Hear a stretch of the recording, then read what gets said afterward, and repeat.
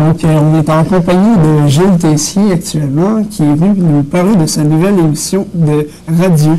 Bonjour. Bonjour Charles-Antoine, il me fait plaisir d'être devant la caméra avec toi.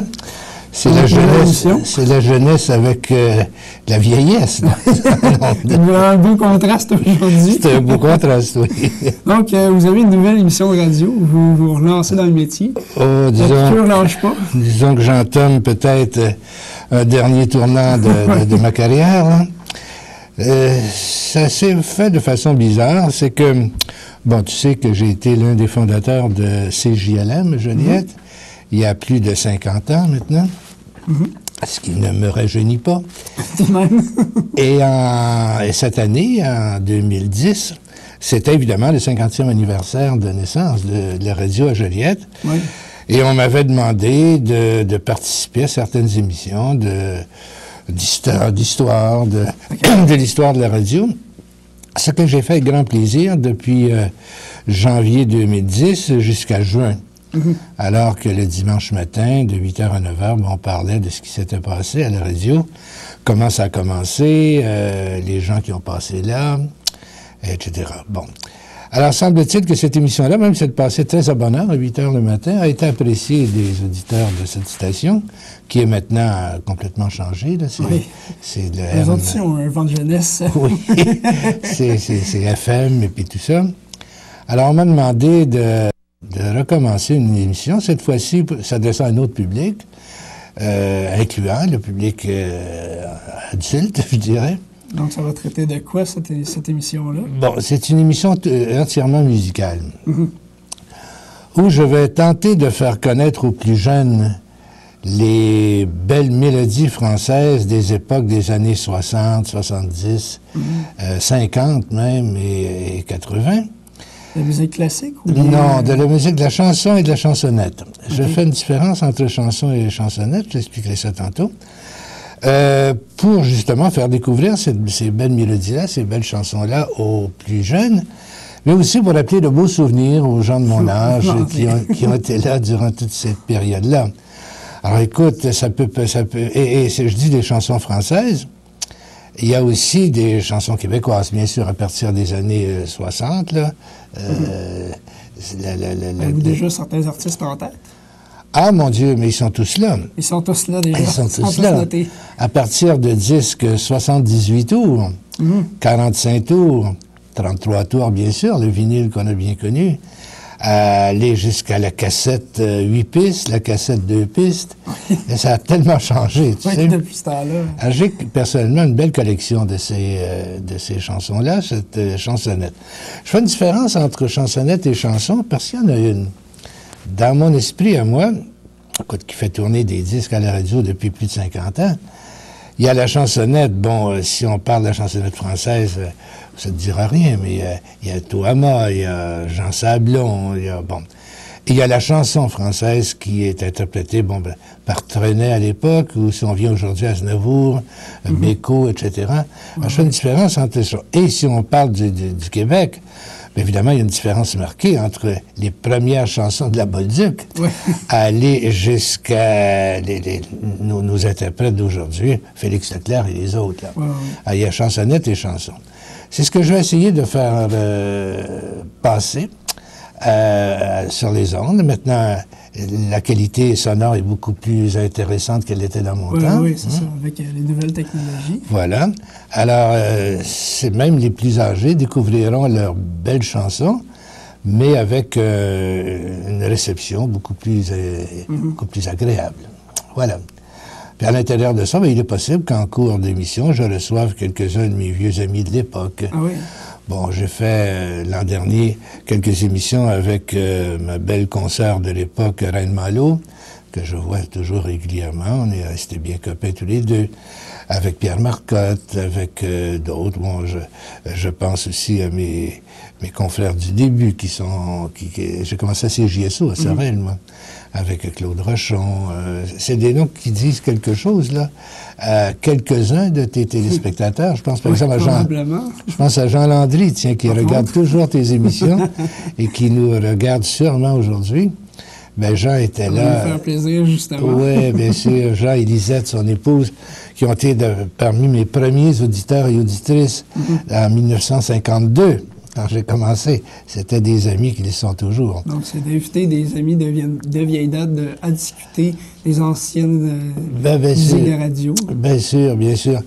J'aurai quelques invités au micro, bien sûr, mais aussi par téléphone et tout ça. Mais l'idée n'est pas de faire des entrevues, c'est de présenter la musique telle qu'elle était présentée à l'époque. Voilà. Donc, c'est d'en discuter. C'est une discussion interactive avec vos invités. Oui, mais comme je te dis, des invités, il n'y en aura pas régulièrement. C'est à l'occasion. Mais c'est surtout de faire connaître la musique aux plus jeunes. La musique parce que c'est une belle époque. Tu sais, je sais pas... Évidemment, moi, je peux pas la connaître. Je n'en fais pas partie. Non. Et c'est sûr que... Bon, tu prends un gars de mon âge, quand j'écoute la radio de nos jours, j'y comprends strictement rien, là, tu sais. Votre musique que vous appréciez, je comprends ça. Ben moi, j'ai bien de la difficulté. Les gens de mon âge, on trouve que c'est beaucoup de bruit là-dedans. Ouais. Hein? Bon. Oui, c'est ça. Moi, des fois, de temps en temps, je me dis, bon, c'est peut-être un peu trop. Bon. Je suis quand même amateur de musique classique aussi, donc... Mais tu vois, quand on l'écoute attentivement, quand on essaie de comprendre pourquoi les jeunes comme toi aimaient cette musique-là, ben, je pense qu'on finit par l'apprécier aussi. Alors, c'est l'inverse que je veux faire. Donc, c'est une émission qui s'intéresse aussi aux plus jeunes, à les intéresser à ce genre de musique. Exactement. À les rappeler aux sources. Exactement, exactement. Puis, tu sais, si tu savais comme la musique était belle dans mon temps, ça, c'est des petits vieux qui disent ça. Hein? Dans mon temps. Mais la musique était vraiment belle. C'était très mélodieux. Bon, tu parles de musique classique. La majorité des grandes chansonnettes de l'époque étaient issues des grands compositeurs comme Schumann, Schubert, Brahms. On allait rechercher les mélodies les plus rythmées, les plus populaires peut-être, et on en faisait des chansonnettes. Oui, oui. Alors, si tu écoutes mon émission, si tu aimes la musique classique, tu vas peut-être retrouver dans quelques chansons, dans quelques chansonnettes, un air qui te dira, mais mon Dieu, je connais ça. Oui, c'est telle séquence de Brahms ou de Beethoven. Bon, ben on faisait des chansonnettes avec tout ça à l'époque. Et c'était beau. C'est ce qui a inspiré la musique de ces années-là. C'est ça, c'est ça. Et ce qui fait drôle aussi, quand je fais tourner, disons, des disques comment il s'appelle? Il était bien populaire, lui, à l'époque, Jean Lalonde. Bon. Jean Lalonde, qui était le père de Pierre Lalonde, le chanteur que tu as dû connaître, toi, même si c'est un peu plus vieux que toi, là. J'ai entendu parler, en tout cas. Alors, écoute, ça ne me rajeunit pas, mais moi, j'ai travaillé avec Jean Lalonde, le père de Pierre, à une station de Montréal qui n'existe plus, qui s'appelait CJMS. On faisait une émission, Café Saint-Jacques, à Montréal, qui s'appelait Le Cocktail dansant, de 5 heures à 6 heures, enfin, de 17 à 18 heures, du lundi au vendredi. Alors, ça peut te dire que je suis pas jeune, hein, dans le métier. J'ai commencé en 1952. Je n'avais que 18 ans. Et le vieux bonhomme qui te parle aujourd'hui, Charles, ben, il a 76 ans. Alors, ça fait un bail. J'en ai vu passer des microphones. Oui. Donc, bon, cette émission-là, ça commence à partir de quand? Bon, ben, écoute, c'est le premier dimanche après le jour de l'an, c'est-à-dire c'est le 9, je pense, si ma mémoire est bonne. Alors, je donne rendez-vous, mes amis de CTRB, bien sûr. J'aimerais ça que vous soyez là, à votre appareil radio. Vous fermerez un peu la télévision pour 1 heure ou 2. Et je suis très heureux d'entrer chez vous pour vous présenter ces belles mélodies-là sur le 103,5 Joliette. C'est à quelle heure exactement? C'est de 17... c'est un 5 à 7. C'est un 5 à 7. Alors, c'est de 17 à 19 heures. Voilà, tous les dimanches. C'est tous les dimanches. Tous les dimanches. C'est un programme de combien de temps? C'est-à-dire que j'ai accepté un contrat de janvier jusqu'à juin. OK. Donc, l'émission devra avoir lieu jusqu'à juin. Tout l'hiver et le printemps. Est-ce que vous voudriez faire une continuation peut-être avec ça plus tard, l'année suivante? Oh mon Dieu, tu sais, à mon âge, là. On va commencer par voir ce que ça donne. On regarde ce qui se passe au cours de l'année. Excellent. Donc, merci beaucoup de vous être déplacé. Il est peut-être temps que j'accroche mon micro aussi. Peut-être.